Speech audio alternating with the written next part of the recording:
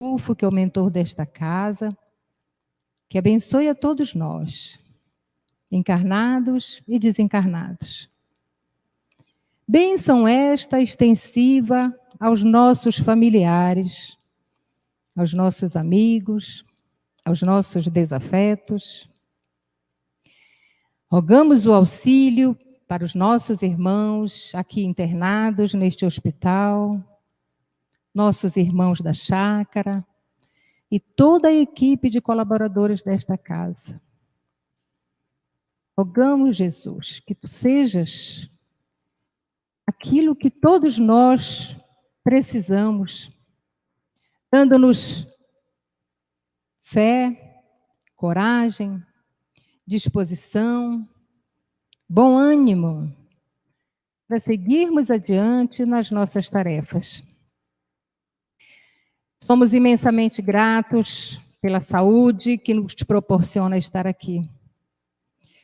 E rogamos para o nosso palestrante que se faça entender, que deixe para todos nós uma reflexão sobre este tema, para que saiamos daqui todos levando estes ensinamentos para colocarmos em prática no nosso dia a dia.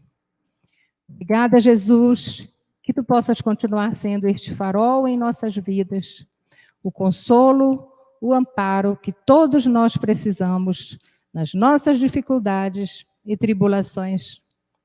Sê conosco, hoje e sempre, e que assim seja. Chamamos agora o nosso querido Maxilânio para a sua palestra.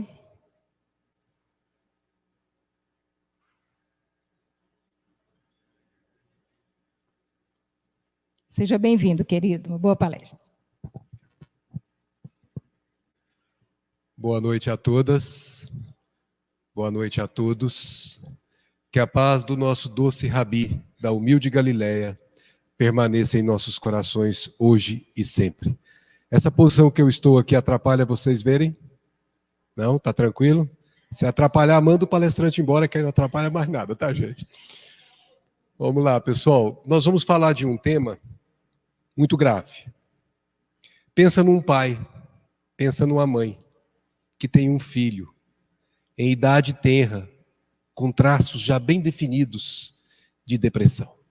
Pensa num pai e numa mãe que o filho vai crescendo e essa imposição que vem de dentro para fora vai se enraizando com mais força e a depressão vai se instalando de maneira brutal.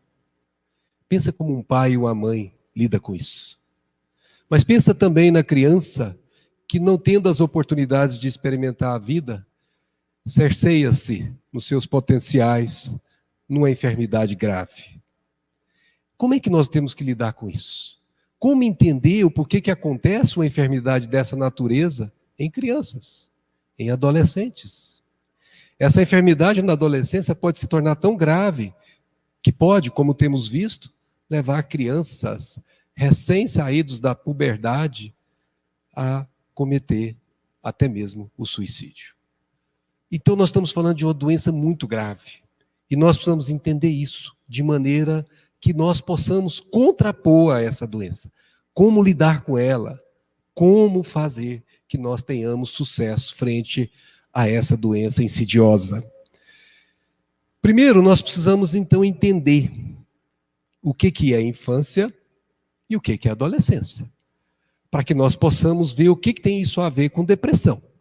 E nós podemos compreender isso perfeitamente quando nós fazemos essa pergunta: quem são nossos filhos? Então, aqueles que são pais dizem: meu filho. Será que meu mesmo? Antes de chegar ao seu lar, onde é que esse seu filho estava? Então, será que ele é meu?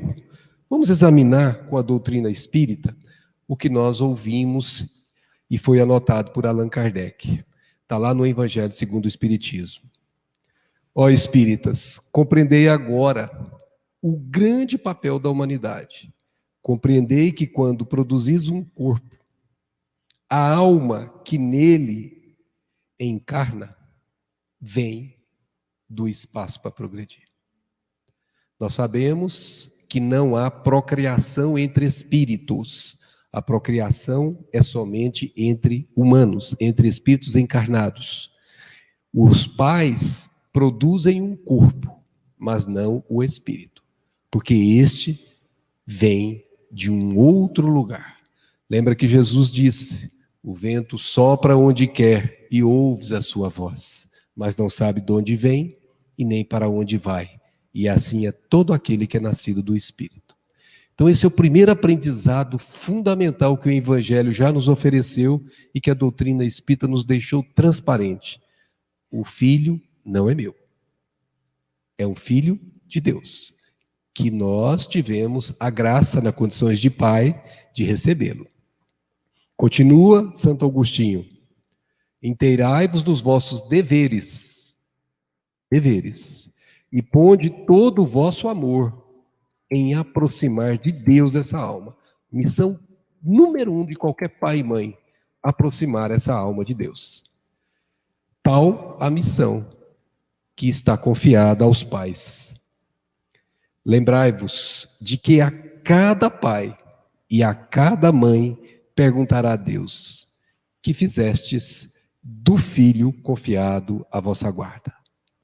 Então, nós temos claro aqui nas palavras de Santo Agostinho que é uma alma que vem para progredir e, por razões anteriores à nossa encarnação, ela vem no lar que foi estabelecido no planejamento reencarnatório. E a meta, a tarefa sublime, é levar essa alma cada vez mais próxima a Deus. E se essa alma vem com traços desta enfermidade que nós vamos conversar, mais a missão se torna, vamos dizer assim, expoente, se torna elevada. André Luiz tem uma frase que é bem clássica nisso. Está lá no livro Conduta Espírita. Na lição 21 ele diz assim: os pais respondem espiritualmente como cicerones dos que ressurgem no educandário da carne. Nascer no corpo de carne é nascer no educandário para o progresso do espírito. Então veja que nós, como pais, temos responsabilidades espirituais. E, sobretudo, quando nós temos que tratar desse assunto. A gente sabe que não há solução de continuidade. Ou seja, pode-se interromper uma encarnação com a morte, mas na outra prossegue exatamente como teria que continuar. É Emmanuel, no livro chamado Pensamento e Vida, na lição 11, que diz: excetuando-se os planos organizados para as obras especiais, todo o berço de agora retrata o ontem que passou. Guardem isso. Isso seria muito importante para nós entendermos o porquê que esse pai ou essa mãe recebeu um filho com predisposições à depressão. O berço de ontem está vinculado com o de hoje. Nosso berço no mundo é o retrato de nossas necessidades. Ai, Deus, por que o Senhor mandou para mim esse filho dessa forma? Meu filho, o berço no mundo é o retrato da necessidade dos dois espíritos, do filho e do pai e da mãe.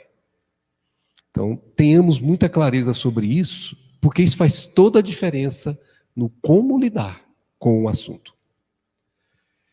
E termina ele dizendo na lição berço: o caminho que iniciamos em determinada existência é o prolongamento dos caminhos que percorremos naquelas existências que a precederam.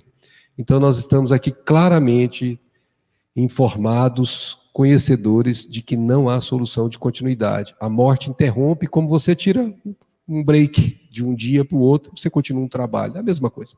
Não tem nenhuma diferença. Mudam-se as vestimentas, podem até mudar alguns dos personagens daquela relação, mas a tarefa de progresso, a tarefa de regeneração, a tarefa de recuperação dos débitos continua a mesma. A pergunta que todo pai e toda mãe deveria fazer desde o ventre materno é: qual a bagagem de nossos filhos? O que está vindo com aquela criancinha que está sendo gestada? O que será que ela traz nas suas pregressas existências. Porque se a mãe, sobretudo a mãe, mas também o pai, prestarem atenção, esse filho dá sinais durante o período da gravidez sobre quem é que está chegando. E esses sinais vão se tornando mais claros até os 7 anos de idade e se tornam inequívocos até a adolescência. Cabe aos pais sabê-lo ler. Olha o que diz a questão 385. Não conheceis o que a inocência das crianças oculta. Não sabeis o que elas são, nem o que elas foram, e nem o que elas serão. Um dia, dando uma palestra sobre crianças lá na Comunhão Espírita de Brasília, para os pais, né? Nós temos um trabalho de evangelização lá com os pais, das crianças que estão sendo evangelizadas. Aí um pai disse assim, mas meu Deus do céu, é uma caixinha de surpresa. É, uma caixinha de surpresa. Você não sabe o que veio antes, não sabe o que vai ser, e não sabe o que é e nem sabe o que vai ser. Agora, esse não conheceis é entre aspas.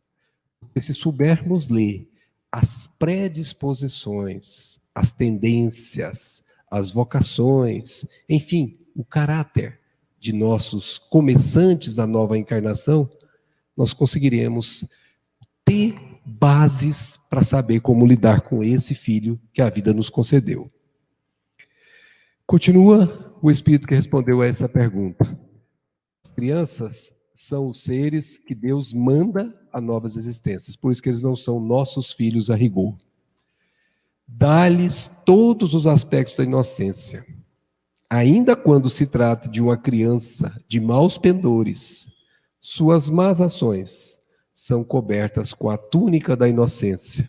Porque se não fosse assim, alguns filhos não seriam recebidos em casa. Pensa num caso de alguém que assassinou outro alguém e ficou definido no plano espiritual que esse que assassinou aquele outro alguém viria na condição de filho daquele que foi assassinado. E esse que foi assassinado não conseguiu ainda perdoar o que o assassinou. Se ele soubesse quem é que estava chegando em sua casa, não o receberia. Porque ainda não se decidiu pelo perdão. E aí nós temos um grave problema. Essa querela, essa não reconciliação poderia se perpetuar até que um tomasse coragem de perdoar. O que o mecanismo divino faz? O mecanismo divino coloca-nos frente a frente, nós pressentimos uns aos outros, porque a alma é reconhecida pela outra alma, mas nós não reconhecemos quem são aqueles que estão conosco. Mas é muito fácil perceber quando nós temos, por exemplo, um filho que teve problema com o pai. Durante a gravidez, é comum as mães que amam seus maridos, por alguma razão que ela não consegue explicar, adquirem uma antipatia extremamente forte contra o pai. Não quer nem que ele entre no quarto. E ele não entende nada, porque ele não fez nada para que isso acontecesse. Onde é que está a explicação para isso? É o espírito que está sendo concebido, um corpo para ele dentro dela, que começa a ter aquela lembrança e aquela antipatia do pai, e emite ondas, e a mãe funciona como um médium.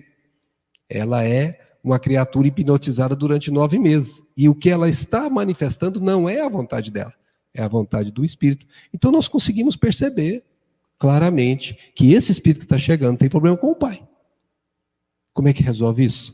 O pai, se é conhecedor do evangelho, conhecedor da doutrina espírita que esclarece o evangelho, o que o pai faz?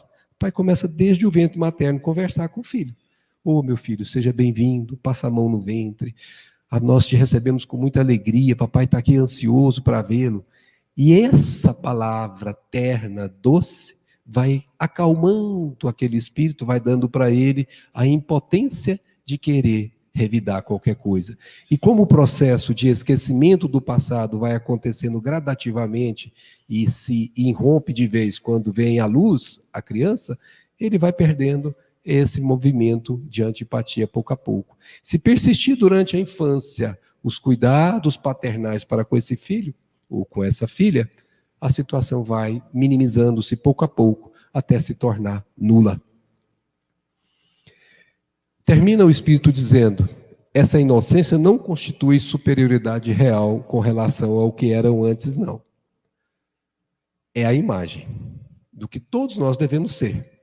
Essa inocência que aparenta a infância é a imagem do que nós deveríamos ser, todos nós. Não é por acaso que Jesus se utilizou da imagem de uma criança para falar que enquanto não nos tornarmos como crianças, não entraremos no reino dos céus. Essa é a imagem, mas não é a realidade, porque são espíritos que têm uma bagagem, que têm compromissos com a consciência cósmica e precisam se organizar frente a eles. Alguém pode perguntar, por que tem infância? E essa pergunta é muito sensata, porque segundo os espíritos, planetas mais evoluídos do que o nosso, não tem infância. Ou a infância é muito rápida. Por que nós precisamos de uma infância que eles chamaram, inclusive, de obtusa? Uma infância longa demais. Porque essa infância é necessária em planetas de expiações e provas, onde certos irmãos não conseguem perdoar outros certos irmãos. Não é por acaso que a caridade tem como terceiro ponto e mais importante o perdão das ofensas. Se não há perdão das ofensas, não há caridade verdadeira. Então vamos ver qual é a função segundo os espíritos. Questão 8383 ainda. Encarnado, com o objetivo de se aperfeiçoar, ninguém encarna sem ser esse o objetivo. Qualquer outra palavra que você colocar não corresponde. Ninguém encarna para fazer o mal, ninguém encarna para isso ou aquilo. Você encarna sempre para crescer, para progredir, para se aproximar de Deus. O espírito, durante esse período, o da infância, é mais acessível às impressões que recebe. Então ele é como uma esponjinha, ele assimila o que você passa.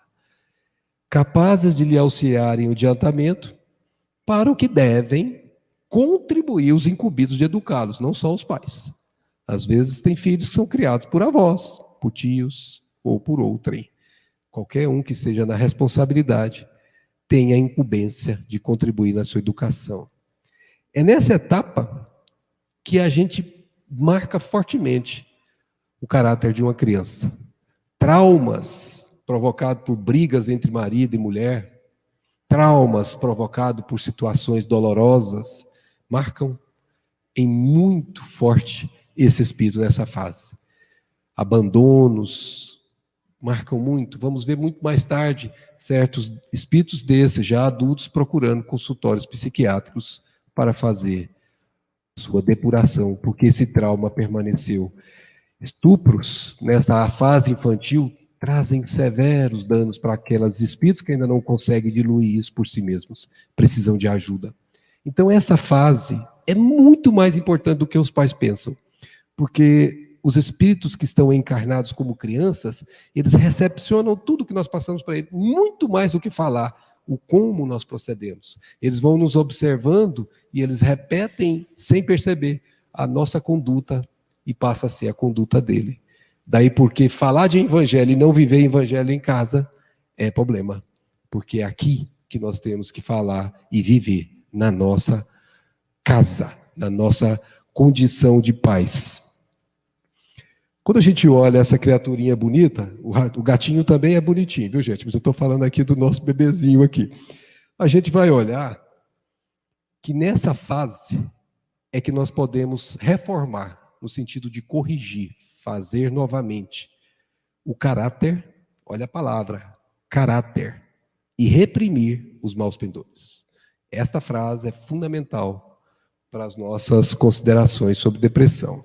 A depressão pode ser tratada nesta fase, porque a depressão, como nós vamos ver, tem força enorme no caráter da criatura. Ninguém sofre depressão por acaso. E a raiz está no caráter. E os pendores, as tendências. É nessa fase que os pais, de maneira inteligente, de maneira sábia, devem começar a reprimir aquilo que não convém. Filhos com agressividade. Filhos, por exemplo, com tendências que você percebe que não são tendências boas. Nós que tivemos a oportunidade de trabalhar alguns anos em abrigos para crianças, antes chamado orfanatos, nós víamos várias criancinhas de 1 ano, 2 anos, 3 anos, e você observava em vários berços um comportamento tão diferente entre eles. Tinha criança que tinha predisposição para desonestidade, você notava isso desde cedo. Ela roubava o brinquedinho do menino escondido e fazia de conta que não roubou. Sabe o que é isso? Isso está no caráter daquele espírito que está reencarnando. Então há tendências que os pais sábios, não os pais tolos, porque há os pais que fingem que não vê, o que é um erro grave, porque perde a oportunidade de reprimir o mal pendor enquanto ele é reprimível. Porque mais tarde, tal como a árvore que está crescendo, aquele caule endurece e você não consegue mais agir sobre ele sem dor. E até aos 7 anos, o espírito ainda se encontra em fase de adaptação para a nova existência que lhe compete no mundo. Por isso, ele está mais lá do que cá. Perceba como os bebês dormem muito. Percebam que as criancinhas vão dormindo menos um pouquinho, mas dormem muito ainda até os 7 anos. Percebam que eles têm amiguinhos imaginários, que muitas vezes não são amiguinhos imaginários, são espíritos com os quais eles travam o contato. É nessa fase, até os 7 anos, que tem a maior chance o pai e a mãe de lidar com um processo depressivo. Suas recordações do plano espiritual, diz Emmanuel em o livro Consolador, são por isso, nessa fase, mais vivas. Então eles estão mais lá do que cá. À medida que vai se tornando próximo de 7, eles se tornam definitivamente encarnados. E a adolescência? Vamos entrar do 7 até, vai variar de caso a caso, mas dos 12 anos aproximadamente, como um número aqui indicador, vamos começar a ter o processo de entrar na adolescência. Varia de crianças para crianças. E acontece uma coisa que Kardec registrou, que nós vamos ficar muito atentos. Qual a razão da mudança que se opera no caráter do indivíduo em certa idade? Especialmente ao sair da adolescência. É que o espírito se modifica? Foi a pergunta de Kardec. Porque se a gente prestar atenção, algumas crianças têm um comportamento até ameno durante o período pré-adolescência. Mas quando entra na transição para a adolescência, pode ter modificações extremamente notórias e às vezes mesmo assustadoras. Por que isso acontece? E quando ele termina a adolescência, mais ainda, porque ele está mostrando exatamente essa situação. Por que ele passa por isso? É que o espírito se modifica? Não. Não é porque o espírito se modifica. É que o espírito retoma. O que é retomar? Pegar de volta. Retoma a natureza que lhe é própria. E se mostra qual era antes de encarnar. Se mostra exatamente como ele era antes de encarnar. Se os pais não fizeram nada para mudar isso, ele vai ter exatamente a mesma condição pré-reencarnação. Ele vai mostrar os mesmos traços de caráter, as mesmas predisposições, os mesmos pendores. Se os pais trabalharam arduamente na repreensão dessas más tendências, na correção desses caráteres que são distorcidos, ele chega, ainda que com o problema, mas o problema já está amenizado. Por quê? Porque houve a ação anterior. E tem filhos que nós sabemos que prosseguem ainda, vamos dizer assim, impermeáveis. Os pais fazem tudo, mas eles não assimilam. São espíritos endurecidos. E que Emmanuel diz no livro Consolador, que para eles, somente o mecanismo da dor para corrigir. Onde a linfa do amor não funcionou, funcionará a dor. Agora que nós sabemos essas bases fundamentais, necessárias para entender como lidar com a depressão, vamos entender um pouquinho o que é a depressão sempre à luz da doutrina espírita. E nós vamos precisar de ajuda para poder chegar a esse esclarecimento, e essa ajuda virá especialmente do espírito que se intitula Joana de Anjos, aquela benfeitora maravilhosa. Ela tem estudos profundos, vários livros, e aqui nós extraímos aquilo que nos interessa para o estudo dessa noite. Primeira coisa que nós vamos aprender com ela, e aí nós começamos a distanciar da academia humana. É uma enfermidade psicossomática, então não é só do corpo, tem o psiquismo. Só de saber disso, já temos um avanço fundamental, porque vamos perceber claramente que o tratamento apenas do soma, do corpo, não erradicará a depressão. Minimizará, atenuará, poderá melhorar a qualidade de vida da pessoa, mas não erradicará a depressão. Isso é fundamental. Para erradicar a depressão, nós temos que atender o campo do psiquismo. Nós temos que ir para a psique. Olha o que diz Joana de Anges no livro Vitória sobre a Depressão.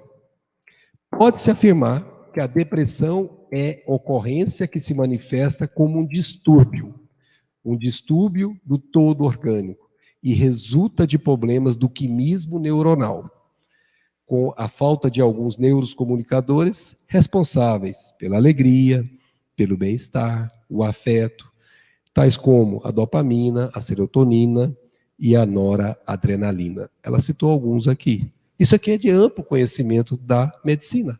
E é muito importante que isso seja conhecido, porque a medicina tem um papel importantíssimo aqui no trabalho de erradicar essa doença que é muito grave.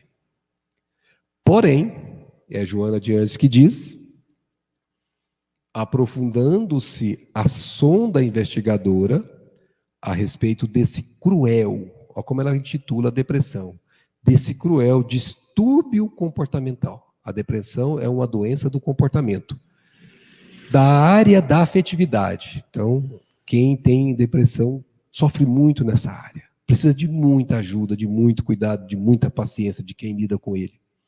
A doença, quando a gente percebe isso, se exterioriza em razão do doente. Seja ele uma criança, seja ele um adulto, seja ele um idoso, não importa. Que é sempre o espírito reencarnado em processo de reequilíbrio dos delitos anteriormente praticados. Nossa, meu filho cometeu delitos? Sim, lembra, ele é um espírito. Que são delitos? Tudo que é contra a vontade de Deus é um delito. Tudo que você faz que não atende à lei de Deus é simplesmente um delito. Pode ser um delito grave, pode ser um delito de pouca importância aos nossos olhos. Mas sempre, quando nós não fazemos a vontade do Pai, aqui na Terra, como lá no plano espiritual, nós estamos caminhando para o cometimento de um delito. Mas os delitos mais graves são os que vão ensejar problemas depressivos. São aqueles delitos que vão gerar severos complexos de culpa, severos movimentos de remorso, em que a criatura não consegue viver com o que ela fez. E aquilo é uma pressão íntima tão grande que ela às vezes não consegue concatenar ideias de maneira lúcida. Então, a depressão tem a sua gênese, a sua origem no espírito, que reencarna com alta dose de culpa. Alta dose de culpa. Quando renteando no processo da evolução sob fatores negativos que essa culpa traz, que lhe assinalam a marcha e de que, atenção a isso, não se resolveu por liberar-se em definitivo. Então nós temos aqui um espírito que não teve coragem ou outra razão de livrar desse problema sozinho. E aí ele vai precisar de ajuda, especialmente dos pais. É aqui que é o ponto. Enquanto ele não se resolver por si mesmo a tratar daquela culpa que ele carrega em si, enquanto ele não tiver primeiro o auto-perdão, não tiver aquele processo de arrependimento e não de remorso, que são coisas diferentes, enquanto ele não submeter-se à expiação, que é o sofrimento depurador que ele precisa passar, enquanto ele não reparar o erro, ele não se liberar daquele processo íntimo. Veja que são 3 etapas. Ele precisa ter arrependimento, ele precisa expiar e ele precisa reparar. Todos os casos de todas as doenças, e a depressão não é diferente. Por isso, quando renasce o self, ou seja, a essência do ser, assinalado pelas heranças pregressas, isso é muito importante. No momento em que se dá a fecundação, imprimem-se, como se fosse uma matriz, imprime-se nas células, nas primeiras células, os fatores necessários à evolução do ser. E é por isso que nós podemos trazer relógios biológicos em nós. Por exemplo, o câncer foi motivo de escândalo Ele vai aparecer para mim na hora certa em que esse motivo de escândalo tiver que aparecer. Eu tenho um câncer numa região em que eu, de alguma forma, deixei de cumprir as leis divinas. Por exemplo, um câncer de próstata, um câncer de útero. Eu, com certeza, tive algum problema com a sexualidade, com o uso da sexualidade, e vai repercutir mais cedo ou mais tarde, de uma forma ou de outra. E fica marcado como um relógio. Na hora de acontecer, vai acontecer. Mas há sempre a misericórdia divina. Porque nós aprendemos com o Evangelho que o amor cobre a multidão de pecados. Se nós trabalharmos no bem desde o início, nós podemos fazer com que esse relógio biológico não aconteça. Ele não vai se manifestar, porque o impulso de sua manifestação foi anulado pelo impulso do bem, que anulou o mal que o gerava. Daí porque a nossa condição de encarnado é uma condição de quem traz uma matriz da sua pregressa reencarnação. O berço de hoje, como disse Emmanuel, é a necessidade do espírito, que ele compete elevar-se. Então, os fatores necessários à evolução do ser, que oportunamente se manifestarão no caso de culpa, mas no caso de mágoa também. Mágoa, gente, é uma coisa tão problemática que a gente admira uma pessoa que saiba disso, carregar mágoa ainda. Que é um veneno que a pessoa inocula nela mesma. Faz ela sofrer, faz ela gerar doenças às vezes que você não acha razões. Me alimento super bem, estou com a doença gástrica, não tenho um estresse externo, estou com de onde vem isso? Muitas vezes inoculado por esse movimento íntimo. Também de desrespeito por si mesmo. Aquela condição de desvalia que a gente tem muita gente se colocando. De autocídio. Suicídio causa problemas nesse sentido. E a Joana de Ângeles abre o leque. E de outros desmandos. Tudo isso vai manifestar em forma de depressão. Aqui nós vamos parar. Porque aqui é onde está a raiz da depressão. Mas como eu vou saber que culpa é essa, Max? Como eu vou saber que mágoa é essa, Max? Como eu vou saber que cometi suicídio, Max? Ou um pai falando, como eu vou saber a mágoa do meu filho ou a culpa do meu filho? Como que eu vou fazer? Como que eu vou fazer para poder trabalhar isso? Vamos para frente que nós vamos responder nisso pouco a pouco. Continua ela dizendo, a inevitável transferência de dramas e tragédias de uma para outra existência carnal, ressumam, afloram, aparecem como conflito avassalador. Vassalo é aquele que impõe a sua tutela. Esse conflito torna aquela criatura um vassalo, submetido a ela. A princípio, em manifestação de melancolia, atenção a esse traço, mãe e pai. Seu filho expressa melancolia. Nós vamos falar um pouquinho mais sobre melancolia para saber como ler isso no nosso filho. De abandono de si mesmo. Seu filho não se cuida, não se importa, não se preocupa em estar bem perante os seus coleguinhas. De desconsideração pelos próprios valores.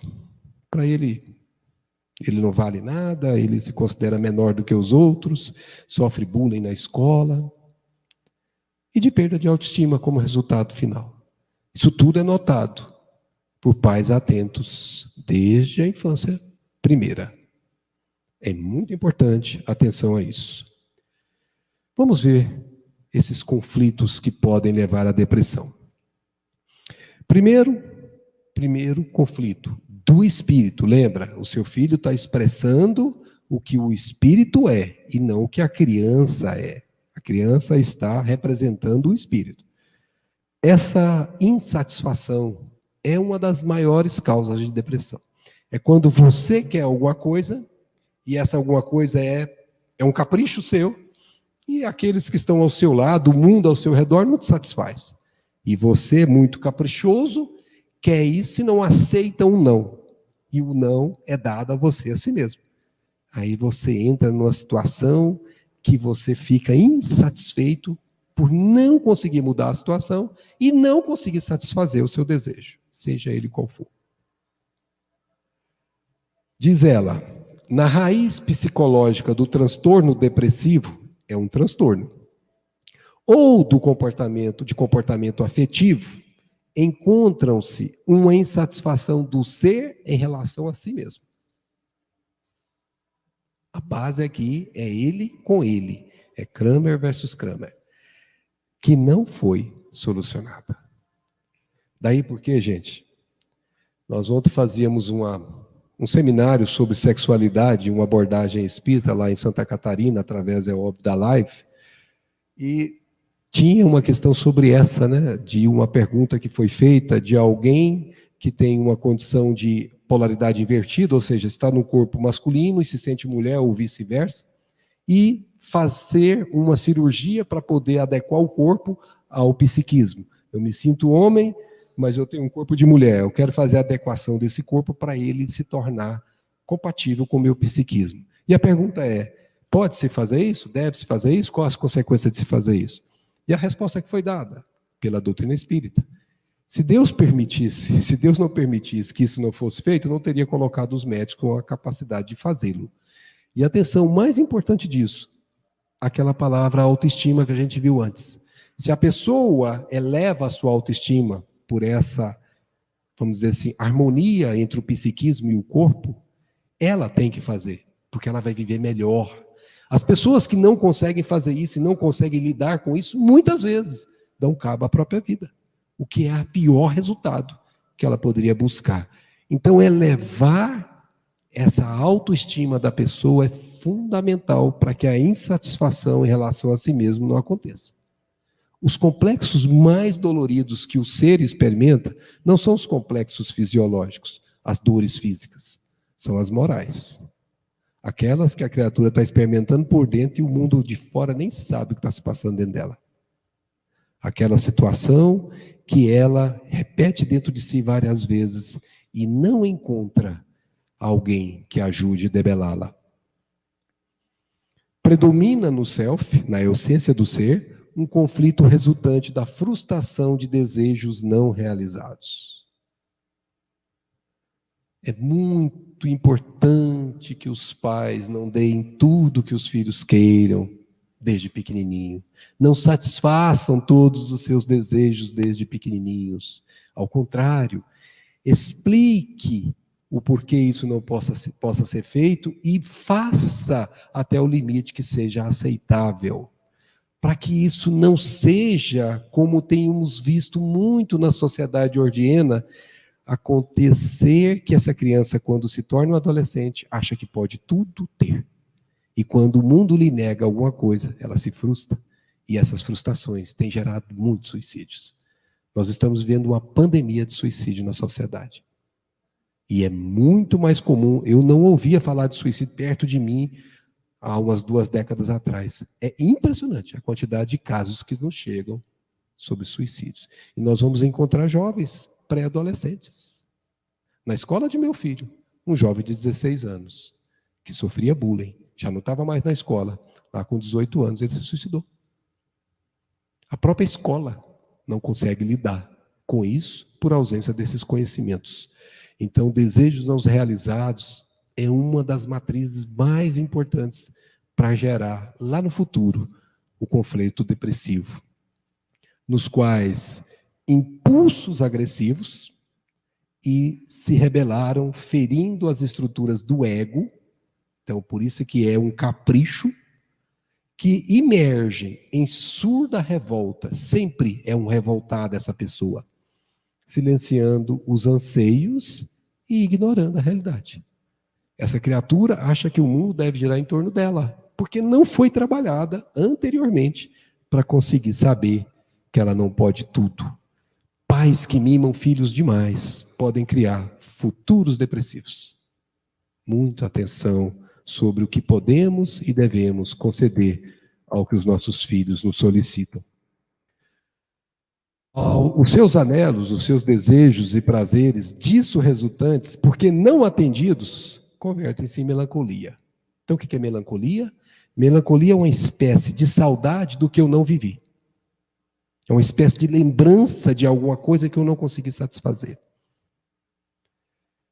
Nós vamos aqui trazer exatamente os estágios da tristeza, que é uma característica marcante nos depressivos. Marcante. Tristeza. Primeira é a melancolia, e a mais grave, que nós temos que estar muito atentos. Expressa-se em forma de desinteresse pela vida e pelos seus valiosos contributos, experienciando gozos masoquistas. Cuidado com os prazeres que o filho vai mostrando pouco a pouco para satisfazê-lo. A que se permite em fuga espetacular do mundo que se considera hostil, porque não satisfaz o seu ego, os seus desejos, os seus caprichos, por ter, obviamente, não atendido às suas exigências. Mas tem um outro estágio de tristeza, que pode ser bom, mas que pode ser problemático. Nostalgia. Ambos são uma espécie de saudade. Pode proceder de existências passadas do espírito ou de ocorrência atual. Então, isso é comum na própria existência. A nostalgia reflete evocações, chamados inconscientes, que a gente faz sem saber que está fazendo, que parecem haver sido ricas de momentos felizes, que não mais se experimentam. Então imagina que você tenha vivido com o amor da sua vida e por alguma razão houve uma separação. E você se lembra disso, isso te causa um bem-estar muito grande. É uma nostalgia boa, se você não ficar vivendo aquilo 24 horas por dia. Então aqui é uma lembrança do que você fez, que foi bom e que você não pode mais fazer. E isso pode ser provocado, essa evocação pode ser provocada. Por exemplo, eu vou contar para vocês aqui uma historinha, mas vocês não contem para minha esposa, por favor, viu? Porque foi antes da gente se casar. A primeira namoradinha que eu tive, ela era bem mais experiente do que eu. Aí, conclusão, eu me apaixonei pela danadinha, né? Eu tinha lá meus 13 para 14 anos. E na época, os mais velhos vão se lembrar, passava uma música que tocava muito nas rádios. A gente tinha que ouvir rádio para ouvir as músicas. Chamava Flying, o nome da música. Ah lá, estou falando que os mais velhos conhecem. E toda vez que eu ouvia essa música, de quem eu me lembrava? Daquela danada. A relação com ela se foi um pouco traumática, porque nós fizemos um acordo. Eu entrei com o meu traseiro e ela entrou com o pé. Então, foi aquela separação brusca que não foi nada agradável.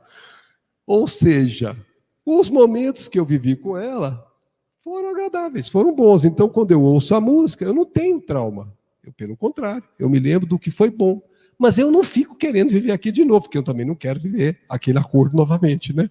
Então, obviamente, é uma coisa que a Joana Diante vai falar assim, é boa, não tem problema, o que ela diz. Toda perda de bens e de dádivas, de prazer, de júbilos, que já não retornam, produzem estados nostálgicos. Tem casos de uma coisa que você possuiu, um retrato que era para você importantíssimo, que por alguma razão se perdeu. E quando você se lembra, você tem um estágio nostálgico.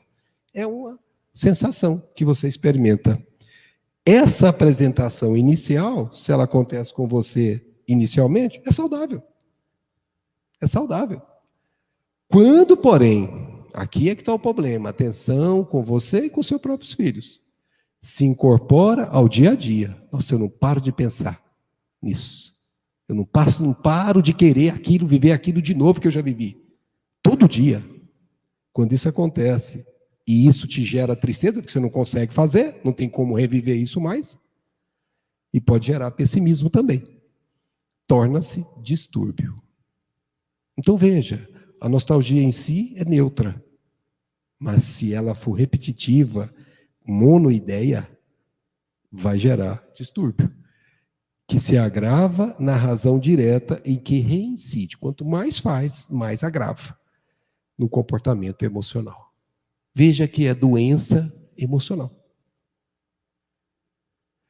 Daí porque quando a gente fala sobre sexualidade, eu estou me lembrando, por causa do seminário de ontem, quando um dos cônjuges ou um dos pares que estão se namorando, por exemplo, promete ou faz coisas com o outro e depois deixa o outro à míngua, sem cumpri-las, gera traumas no outro que são muito graves, que podem causar problemas de comportamento emocional no outro, que mais tarde esse que causou terá que reparar, porque é da lei que se dá, se recebe. E aí diz ela, fechando a análise, a depressão é sempre uma forma patológica do estado nostálgico, aquele repetitivo. Então preste atenção, melancolia, o que eu não vivi e queria ter vivido por capricho. Nostalgia, o que eu vivi, que foi muito bom, que eu quero viver de novo, e não tem jeito. Então, esses dois casos são casos que você pode identificar em si mesmo ou nos filhos. Mas tem também um tipo de conflito que pode acontecer com os nossos filhos, que é aquele de origem perinatal. Quando o self, ou seja, quando a essência, que é o espírito, experienciou a amargura da mãe, que não desejava um filho, ou do pai violento, ou das famílias irresponsáveis, ou das pelejas domésticas, ou da insegurança no processo da gestação, quando esses casos aqui, que são alguns exemplos, acontecem, você está marcando esse filho para um processo traumático. Por isso que a gente aprende com a doutrina espírita que todo o processo de gravidez, aquelas meninas que pensam, aquelas senhoras, aquelas jovens que pensam em se engravidar, preste atenção nisso. São 9 meses que você terá que cuidar muito mais de você do que você imagina. Você deverá procurar lugares que não tenham lugares ruidosos, procurar ouvir músicas que acalmem, ambientar-se o mais favoravelmente possível no que se chama harmonia íntima. Os pais, os futuros pais desta criança que está sendo gestada, devem contribuir com todo o seu trabalho para que isso aconteça. São 9 meses de muita responsabilidade sobre a criança que está vindo. Quando isso acontece, esses graves problemas, olha como ela escreve, produz sulcos, marcas profundas que se irão manifestar mais tarde como traumas, como conflitos, como transtornos de comportamento. E a depressão é um deles. Bom, sabemos onde está, sabemos que está no espírito, sabemos que foi marcado no processo da concepção, a célula foi impressa com esses conflitos que estão no espírito, e sabemos que eles vão se manifestar. Mas como é que ela se instala? Eu posso trazer e somente aos 80 anos a depressão se manifestar em mim. E aqui atenção, com todo respeito a todos nós aqui, não tem nenhum de nós aqui que pode afirmar que está livre disso. Nenhum de nós. Porque você não sabe, na essência, qual é a bagagem que você carrega do seu pretérito. E você não sabe se as suas células forem impressas para que esse relógio biológico, associado ao relógio biológico do psiquismo, aconteça no momento aprazado. Olha como ela se instala. Instala-se pouco a pouco. Esse é o problema, gente. Ela é uma doença silenciosa, sorrateira.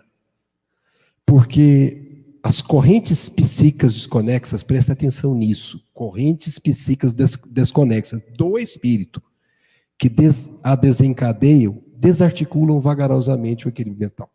Vou dar um exemplo para ficar muito claro isso. Você, às vezes, está com um pensamento totalmente sadio, e de repente você não se dá conta, está começando a pensar coisas que não convêm, são coisas ruins, e você começa a perceber que o seu pensamento sadio, que o seu presente está afetado por essas coisas ruins que você está deixando invadir a câmara do presente.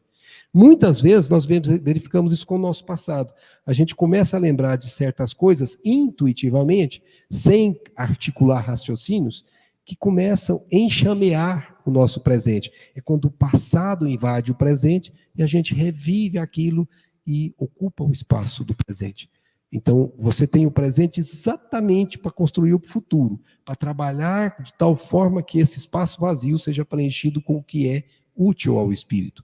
E se você ocupa de novo esse espaço vazio com o passado, você vai não permitir que esse processo de aprendizado do presente se dê. Agora, pensa nisso com as correntes psíquicas desconexas. Quando esse passado volta, além dele voltar e você não ter controle sobre ele, ele volta completamente descontrolado. Ele é desconexo, ele é completamente sem controle. O que acontece? Ele não só vai ocupar o espaço vazio da consciência, porque isso vem da subconsciência, como ele vai descaracterizar a sanidade da consciência. Ele vai fazer com que a pessoa tenha comportamentos estranhos, comportamentos que não são normais, porque é desconexo. E algumas vezes imprevisíveis, outras vezes previsíveis. Quando irrompe, então ela está vindo, e você não está fazendo nada, está deixando acontecer. Quando ela vem de vez, aí ela vai exteriorizar-se dominadora. Suas raízes estão fixadas nos painéis da alma, rebelde ou receosa de prosseguir nos compromissos redentores abraçados. É sempre isso. Ou é uma alma que não teve coragem de tratar aquele complexo de culpa, que veio na encarnação com isso, ou é uma alma rebelde que não quer tratar. Ela não aceita as imposições das leis divinas. Ela não se submete. Ela não é submissa às leis de Deus. Essa alma é rebelde. E essa alma rebelde sofre mais. Porque ela está lutando contra o que é inelutável. Face às suas cáusticas manifestações, ela usou essa expressão cáusticas porque é como se fosse queimar. É dolorido. A terapia de emergência. Então, você não fez nada enquanto ela estava pouco a pouco irrompendo, pouco a pouco aparecendo. Mas quando ela apareceu, você tem que fazer terapia de emergência. Terapia de emergência? Vamos ver o que é isso. Faz imprescindível. Embora, olha a dona Joana de Anjos nos colocando aqui de forma clara, os métodos acadêmicos vigentes, pura e simplesmente, não sejam suficientes para erradicá-la. Agora, atenção aqui. Os dois, a terapia espiritual, da qual nós vamos falar, e os métodos acadêmicos, os tratamentos que, vamos dizer, contrapõem aquela ausência de noradrenalina, por exemplo, tem que se coadjuvar. Por que tem que se coadjuvar? Porque um auxiliará o outro. Porque quando você toma o medicamento, você consegue voltar ao equilíbrio para a pessoa, e a pessoa voltando ao equilíbrio, mesmo que temporário e não definitivo, ela tem condição de raciocinar.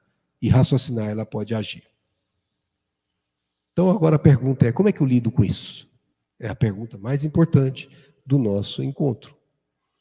A depressão, já vimos, é doença da alma, devendo, em consequência, ser tratada na sua origem. Então, não só os remédios humanos. Depressão que se insinua, aquela que começou a vir, que a gente falou agora há pouco, pouco a pouco.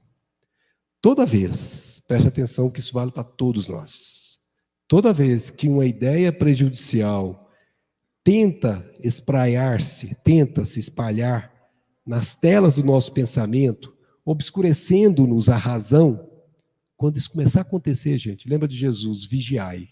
Começa a perceber isso. E aí você diz, orai. Recorre à prece e também à polivalência de conceitos, porque, atenção, a depressão é a tendência de uma só ideia se instalar. E se você consegue criar ideias alternativas, você diminui essa possibilidade. E se você faz isso, definitivamente, você impede que ela se fixe. Porque uma vez fixado, aí você vai ter que lançar a mão da terapia de emergência. Mas como é que eu faço isso com meu filho? Hoje de manhã, nós fazemos um trabalho lá no antigo bairro de Anápolis, que era um antigo leprosário. Quando eu era menino, morava aqui, eu me lembro que eu engraxava sapato, eu era pequenininho, eu já tinha o conhecimento daquela região, que eu andava por toda essa cidade, que podia andar, ela era menor também, né? Mas eu me lembro que existia lá um leprosário, Anápolis tinha um leprosário. E até hoje nós temos traços, tem famílias que nós visitamos que têm hanseníase. E alguns são resistentes ao uso do medicamento, ela avança até hoje. E eu me lembro que hoje, numa das casas que nós fomos, uma mãe nos dizendo de maneira sábia, o menino devia ter 5, 6 anos, eu tenho falado para o meu filho, ela fala o nome dele, aquilo que o senhor tem nos ensinado. Tudo que a gente faz, a gente recebe de volta. E ela estava falando exatamente para esse menino do que nós temos que falar para os nossos. Meu filho, essas coisas que você está fazendo não são boas para você. Por que elas não são boas? Eles têm que saber por que não são boas. Eles não são bobinhos. Eles têm que saber o porquê sim e o porquê não. Não é simplesmente não faça ou faça. Eles têm que entender, eles têm que assimilar. E aí, quando você percebe, filho, ele começa a ter um comportamento agressivo, por exemplo. Como diz o outro, do nada.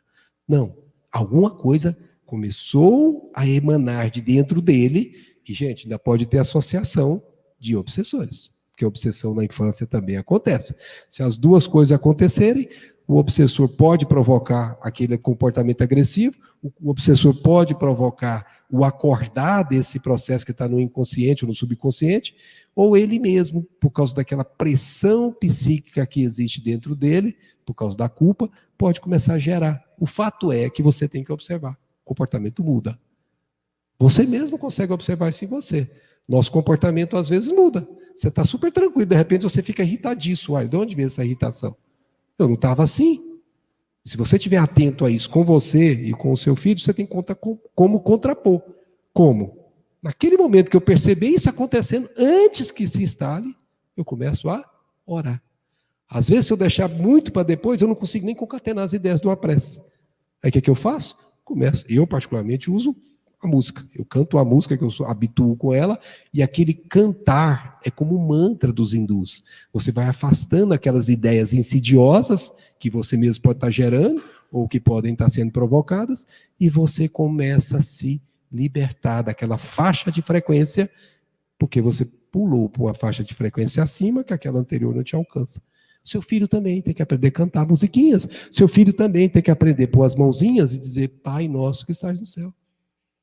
Desde cedo nós devemos ensinar nossos filhos a orar. Eu me lembro, nosso filho, que hoje está com 16 anos, o caçula, ele tinha 9 ou por volta disso. Nós estávamos em casa fazendo o evangelho no lar, nós fazemos às 21 horas. Quando eu volto, por exemplo, daqui de Anápolis, nós fazemos o evangelho no carro e os meninos fazem em casa. Nós temos 2. E um casal de amigos chegou, e eles não são espíritas e muito menos religiosos.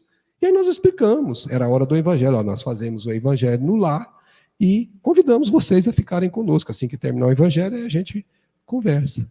E aí começamos a falar, e o capítulo que estava sendo estudado do evangelho era sobre a reencarnação. E o amigo, que a gente gosta muito dele, ele falou assim, mas eu não acredito nesse negócio de reencarnação, não. Aí meu menininho de 9 anos olhou para ele e falou assim, ô moço, de que planeta que o senhor é?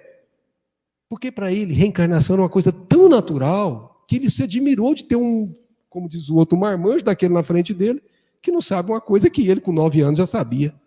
Então, essas bases fundamentais que a gente passa para os filhos desde cedo, elas são fundamentais para o enfrentamento, por parte dele, do problema, seja ele qual for, não só a depressão. Mas tem outra maneira. Além de ideias polivalentes e prece, pensa no sentimento de gratidão. Agradecendo a Deus a bênção do renascimento na carne, conscientiza-te da sua utilidade e significação superior. Todos nós temos vamos dizer assim, uma definição clara de Deus. Cada um de nós tem uma missão específica e intransferível diante de Deus. E isso se chama utilidade. Todos nós somos úteis para Deus. Combatendo os receios do passado espiritual, quem de nós não tem passado? Os mecanismos inconscientes da culpa, aquelas ondas desconexas, e trata de produzir alegria. Alegria de viver. Ensina o seu filho a levantar e falar, obrigado, meu pai, pelo dia maravilhoso que o senhor me deu. Obrigado, meu pai, porque eu pude acordar. Meu filho de 5 anos e 3 meses não acordou. Por volta das 6 horas da manhã, ele estava falecido. Várias pessoas que vão dormir essa noite não vão acordar. E você agradece pelo dia que o pai te concedeu? Você ensina o seu filho a agradecer? Você ensina o seu filho a agradecer pelo sol que se levanta todo dia? Pela chuva que desce e torna umectados os nossos solos, nos dando o alimento de que nós necessitamos? Essas coisas muito simples, uma flor que você vê bela, um pássaro que canta, o seu filho precisa prestar atenção nisso tanto quanto você precisa aprender a fazê-lo. Porque isso é um sentimento. E um sentimento tão poderoso que aquelas ondas desconexas são combatidas pelas ondas conexas e harmoniosas de um sentimento de gratidão. É isso que ela está falando. A gente combate esses receios, esses movimentos inconscientes, e a gente acaba percebendo como é bom ser filho de Deus. Como é bom ter alegria no coração. Recebendo ou não, porque tem algumas famílias que não têm condição.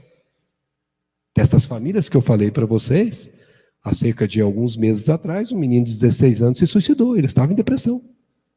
E não teve tratamento médico, que poderia ter ajudado a evitar. Recebendo ou não o tratamento especializado sob a orientação de algum médico, aprofunda a terapia espiritual e reage. A palavra é reage, porque aquela doença insidiosa está tentando se instalar. Então vamos ver agora o que é essa terapia espiritual. Todos nós espíritas conhecemos. Abre-te ao amor. O amor é um sentimento tão poderoso que ele cobre a multidão dos pecados, desde que o vivamos em nós, genuinamente. E você vai combater as ocorrências depressivas, movimentando-se em paz na área da afetividade, com o pensamento em Deus. O que é a prece? Perguntou Kardec. Prece é louvar a Deus. O que é louvar a Deus? É pensar em Deus. Quantas vezes eu penso em Deus no meu dia? Eu posso fazer prece o dia inteirinho, só pensar em Deus. Eu vejo um pássaro cantando, eu me remeto a Deus. Ô Senhor, muito obrigado. Eu como um alimento, uma fruta, por exemplo, nossa, a gente tem tanta manga bonita nos pés que eu fico assim impressionado. São lindas as mangas. E nem são do nosso país, veio lá da Índia. E eu falo assim, meu Deus, como são lindas as suas frutas que o Senhor nos concede. Pensei em Deus e ao mesmo tempo tive um sentimento de gratidão. Tudo isso, gente, tudo isso combate todas as nossas inferioridades. Trabalha. Ensina o seu filho a trabalhar desde cedo. Trabalha com desinteresse, fazendo pelo próximo o que dizes dele não receber. Não importa o que te dão. Não deixe o seu comportamento ser afetado pelo comportamento do outro. Se não te dão, dê. Como disse Jesus, se te batem numa face, a do mal, qual a que você vai oferecer? A outra, a do bem. Não importa o que te fizeram. Importa o que você vai fazer do que te fizeram. Trabalha com desinteresse. Seu filho precisa aprender a guardar os brinquedinhos desde cedo. Meu filho, uma coisa tem um lugar e um lugar para cada coisa. Brincou? Agora, filhinho, guarda. Ah, mamãe, não. Filhinho, guarda. Porque espíritos rebeldes costumam não querer guardar os brinquedinhos desde cedo. Espíritos dóceis guardam. Ah, sim, mamãe, desculpe, esqueci. Olha os comportamentos que podem ser lidos em simples, pequenas coisas dentro de casa. Gente, evita a hora vazia. Todo mundo conhece a expressão cabeça vazia, morada. Não falem, por favor. Mas vocês conhecem. E resguarda-te da sofreguidão pelo excesso de trabalho. Muitas vezes, o workaholic, aquele que trabalha em excesso, está fugindo de si mesmo. Tanto quanto aquele que não faz nada, está se entregando à indolência. Adestra-te mentalmente, é um treinamento na resignação diante do que te ocorra de desagradável e que você não possa mudar. Como, por exemplo, aquele insatisfeito desejo que a gente falou que gera melancolia. Se essa pessoa agisse naquela época com esse comportamento aqui, aceitando que ele não pode mudar, ele não teria impressa em si mesmo a depressão. Agora, quando sitiado pela ideia depressiva, alarga o campo do raciocínio e combate o pensamento pessimista. Então veio a vontade de fazer uma coisa que é ruim. Combata isso logo. Combata com a prece, combata com o sentimento de gratidão, combata lendo um livro edificante, combata conversando com pessoas que te elevam moral, que te eleva para você se sentir melhor, mas combata. Combata. Tem que ser reação. Quem se habilita na ação do bem, aqui eu resumo, na ação bem conduzida e dirige o raciocínio com equilíbrio, não tomba nas redes bem urdidas da depressão. Olha como ela usa a expressão, é igual a trama de uma aranha, redes bem urdidas da depressão. Ela vai cercando você, cercando você, cercando você, cercando. Quando você vê, você está igualzinho àquela teia que pegou o inseto, preso. E você não sai de lá sozinho. É exatamente a parábola do bom samaritano. Tem que ter alguém que te levanta. Enfim, gente, ensina Joana de Ângeles, o hábito saudável da oração, dos bons pensamentos, através de leituras edificantes, dos diálogos que enriquecem o ser interior, da fluidoterapia, da água fluidificada que nós conhecemos a exaustão, tudo isso faz com que você vença a depressão. Por quê? Porque toda angústia, seja ela qual for, dilui-se na água corrente da paz. Minha paz eu vou lá deixo, porque o mundo ainda não a pode dar, disse Jesus. Nós temos que fazer a nossa paz íntima por nosso próprio esforço. E não se constrói paz íntima sem plantar as sementes, como diz ela. A paz é fruto que surge em momento próprio, após a germinação e desenvolvimento do bem no coração. Então você precisa começar a ter esse hábito de gratidão, esse hábito de bons sentimentos, esse hábito de bons pensamentos, todos os dias da sua vida, todas as horas dos seus dias. Porque aí então, esse fruto vai aparecer. E você vai experimentar aquela paz, o mundo está acabando, e você está rindo. Uma coisa, esse cara é louco. Não, ele não é louco, ele está em paz. Porque ele sabe que o mundo pode acabar, mas ele prossegue. Para terminarmos, algumas reflexões fundamentais. Está lá em Provérbios, olha como o assunto é grave de muito tempo. Ensina a criança no caminho em que deve andar, e ainda quando for velho, dele não se desviará. Feliz dos pais que desde cedo evangelizam os seus filhos em casa. Feliz dos filhos que assimilam o evangelho desde cedo em casa. Porque quando mais velhos, quando adultos, terão discernimento que o evangelho dá para as tomadas de decisões graves que a vida lhe oportunizará. Porque todos nós seremos convidados a tomar decisões nos momentos testemunhais. Os pais espíritas, ensina André Luiz, podem e devem matricular os filhos nas escolas de moral espírita cristã.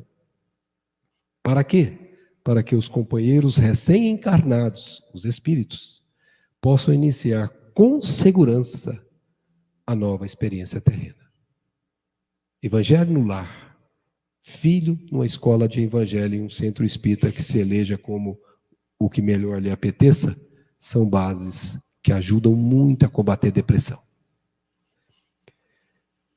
Pergunta para a nossa análise final. Fizemos tudo isso. Sou espírita desde muito cedo, diz uma mãe e um pai, mas meu filho hoje tem 28 anos, está em tratamento grave, estamos em risco, já tentou suicídio.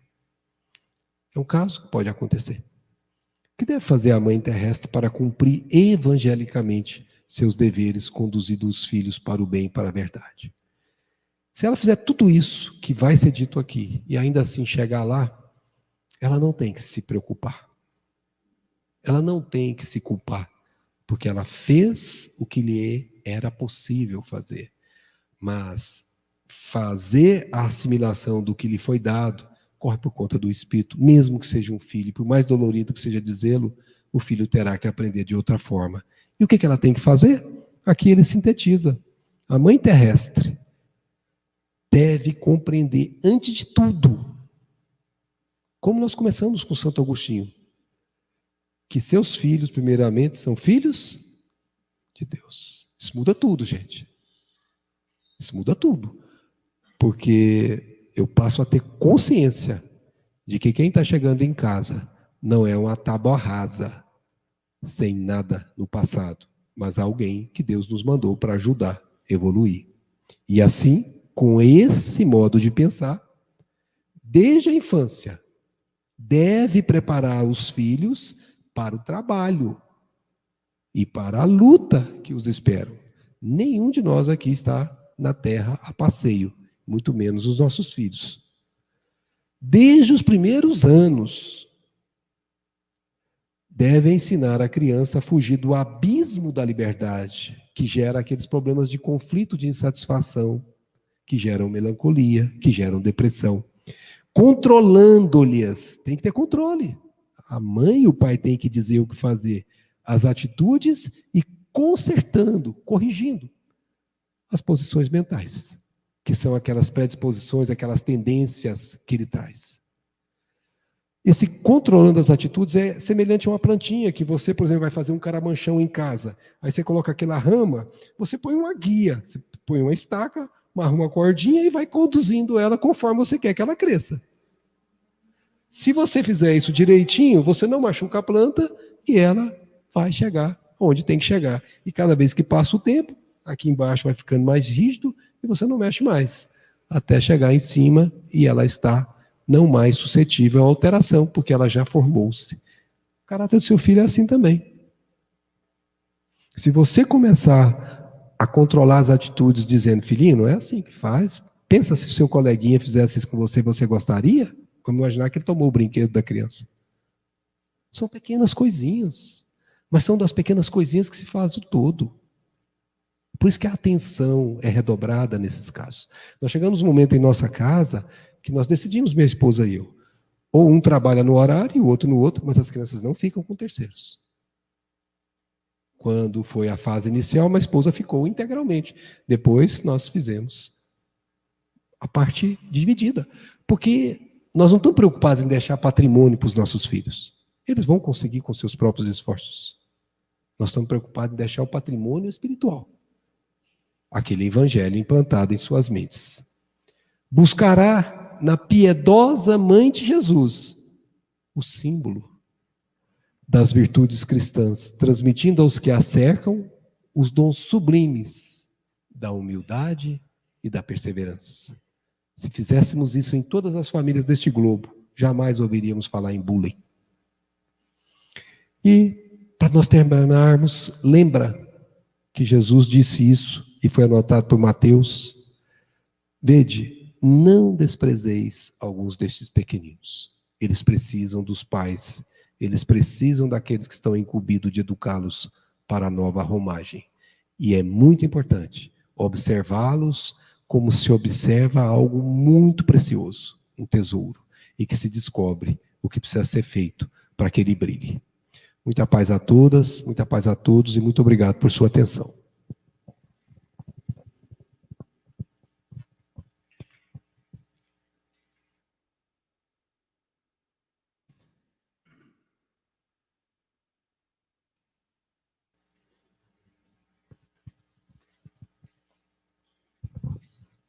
Obrigado. Maxilânio, como sempre, nossos agradecimentos. Depois de um dia de muita atividade, muitas energias, com essa juventude toda aqui hoje, trabalhando, se preparando para o futuro da nossa doutrina, futuro deles próprios, nós vamos encerrar nossa reunião, mais uma vez agradecendo os organizadores desse trabalho, que não é fácil. Nós também já passamos pelo movimento espírita, desde os 13 anos, já iniciando na nossa querida Cometrim, lá no Triângulo Mineiro, depois aqui no Comego, e hoje estamos ainda aqui, graças a Deus, dando a nossa contribuição naquilo que pudermos e naquilo que servirmos. Então, vamos orar. Depois da nossa oração, nós vamos ao passe, pedindo, então, que a gente ceda o primeiro lugar para as prioridades, são as pessoas de mais idade que estão com crianças. Então vamos elevar o nosso pensamento a Deus.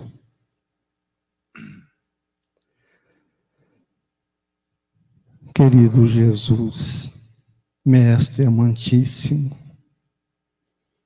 nos dirigimos até vós, neste momento tão singelo, mas de muita importância para nós, porque vamos ao teu encontro para te rogar, Senhor Jesus, que nos dê bom ânimo, nos dê energia para prosseguirmos com alegria de viver, com bom ânimo, servindo o Senhor Jesus antes de sermos servidos. E assim sendo, te rogamos as tuas bênçãos para todos nós, para os nossos lares, nossos familiares, que ao iniciarmos a nossa semana, onde estivermos, com quem estivermos, Senhor Jesus, possamos estar à sua disposição para ouvirmos aqueles que caminham conosco. Muita paz a todos e muita alegria de viver, e que assim seja.